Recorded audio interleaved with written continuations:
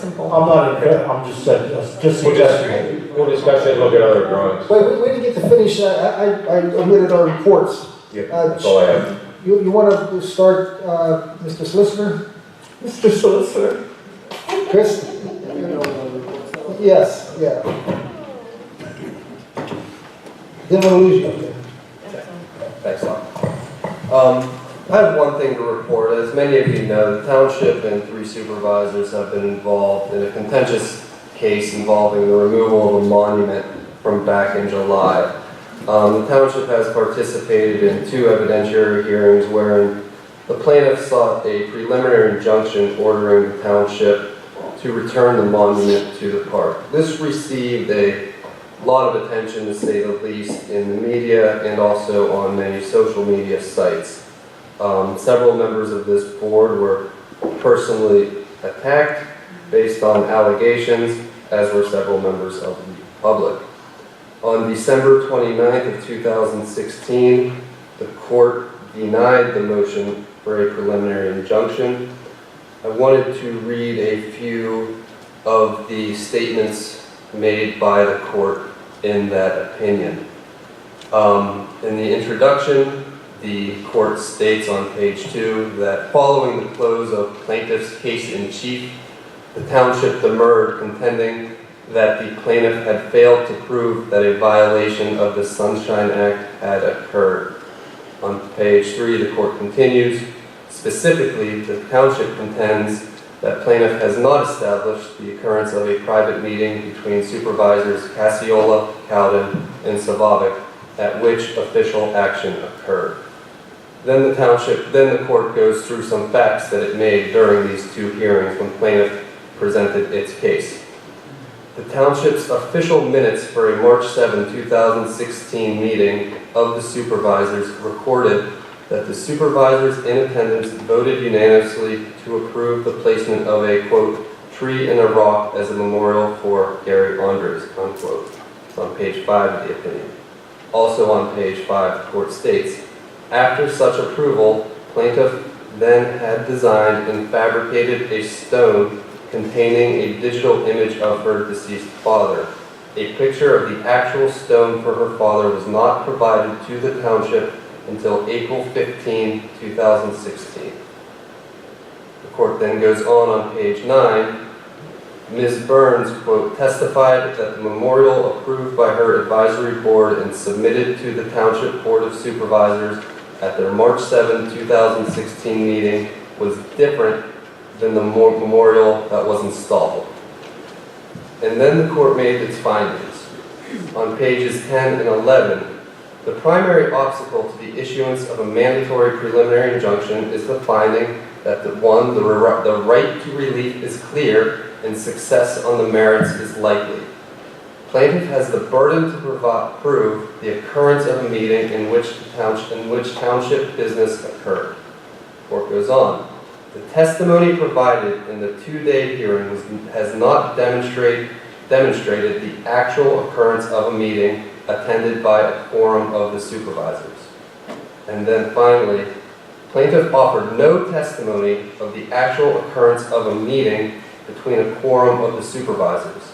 Her testimony established that a memorial was approved by the township supervisors, that plaintiff then completed a design of a memorial which was later installed and then removed by township employees. These facts alone do not establish the occurrence of a meeting conducted in violation of the Sunshine Act. And the court concludes, plaintiff has rested her case in chief in the preliminary injunction proceeding.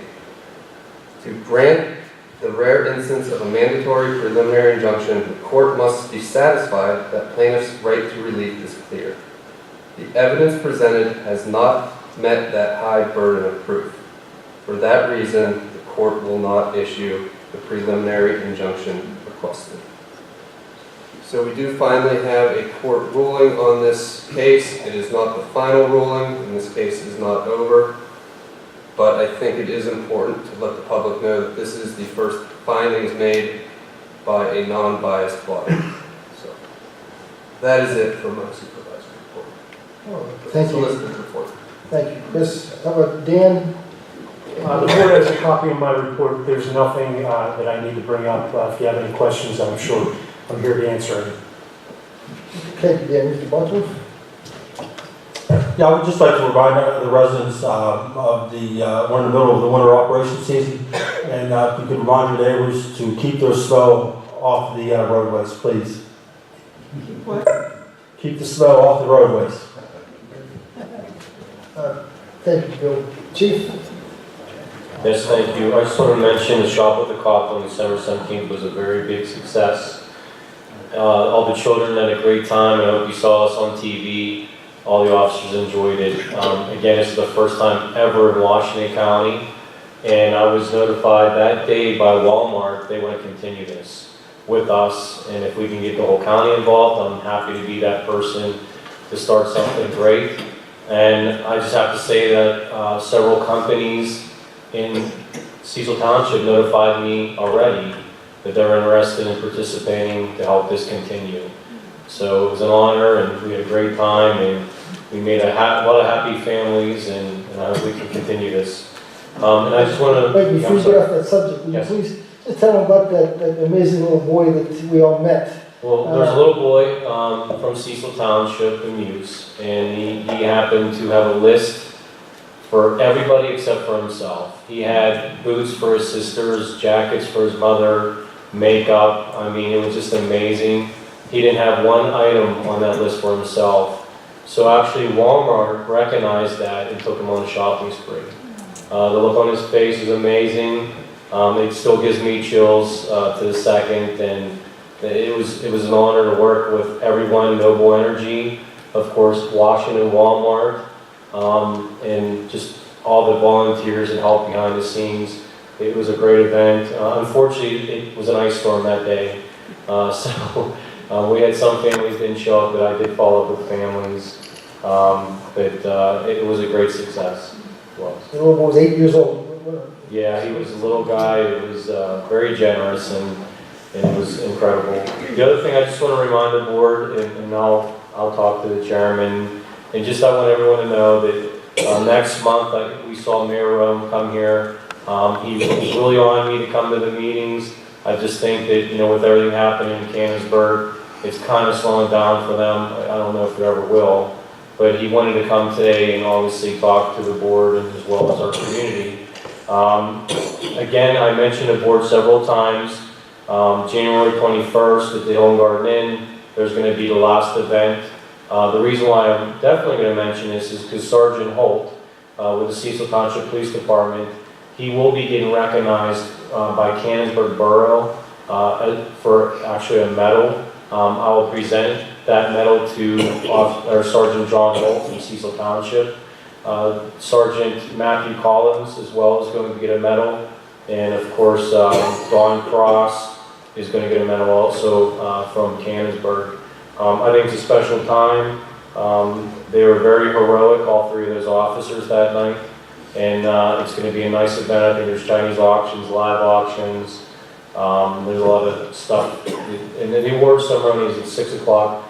Carol is selling some tickets here. The Hilton Garden Inn as well, and so is Canonsburg Borough. And I think Mayor Room was so excited, he kind of forgot to say that. So he wanted to make sure I reached out to everybody here. The other thing is next month's meeting. I talked to the Board of Supervisors at our last special meeting, I believe it was, and I just wanted to advise them that, recommend give a Medal of Valor to Sergeant John Holt for that tragedy that happened on November 10th in Canonsburg on behalf of Cecil Township. The medal he's getting on the 21st is going to be coming from Canonsburg Borough. Sergeant Matt Collins got a medal, I think at their last meeting, it was in the newspaper.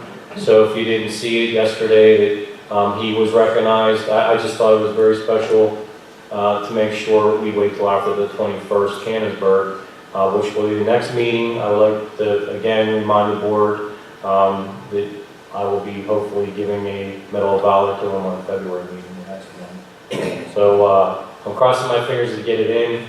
Ordering these things are difficult, and for them to get them in on time.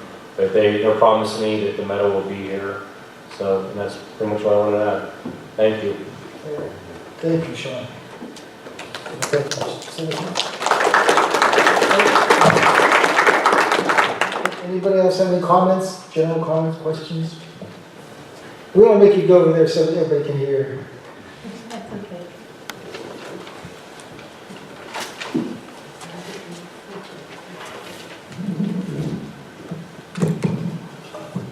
Andrea Raymer, 24 Pack Road, Cecil Township, Mechanicsburg, PA. I was just wondering, when the streetlights were brought up, does the township still adopt areas for streetlights? Yes, we do. Because I was wondering if something could happen around Pap Road. There are some houses there that pay every month to the electric company, and I think it's up to about $15 a month. I'd rather pay the tax. They don't pay the electric company unless they contracted for a private light with them. What's that? They don't pay for a street light privately to the power company unless they contracted for their own light with the power company. Well, yeah, we had to because there were no lights up there. Oh. And after we were robbed twice, we thought we better get a light.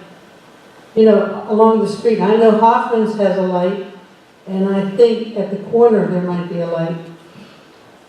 And I don't think anybody else down the road does, but that doesn't mean that there couldn't be lights down there. Right, if the neighbors there, 51% of the people in an area ask for lights, that we have to address it and send it on. I mean, could the lights that we're already paying for be taken over by the township?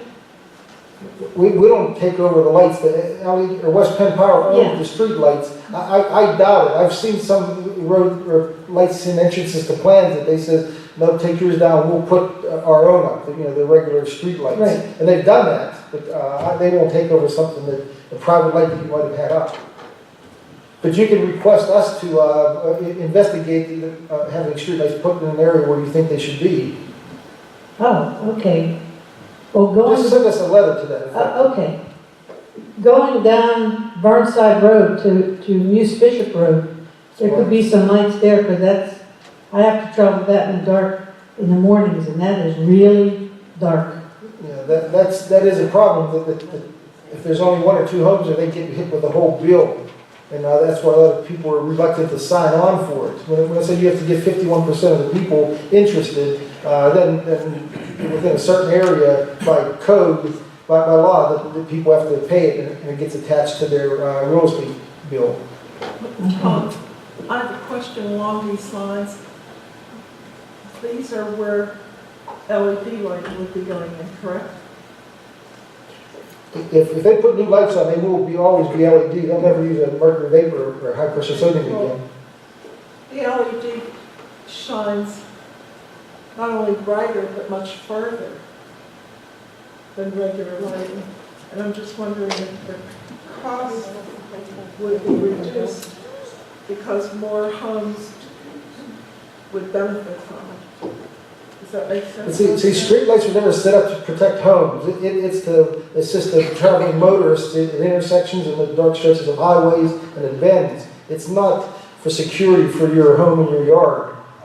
Your yard, most yards are butt up to a street. They might benefit from it, but they're for the roadways. Well, I mean, it's on the street. I have one in the back that I pay for, but the one up front on the street I had to pay for too, because you couldn't even tell where years ago, you couldn't tell where your driveway was.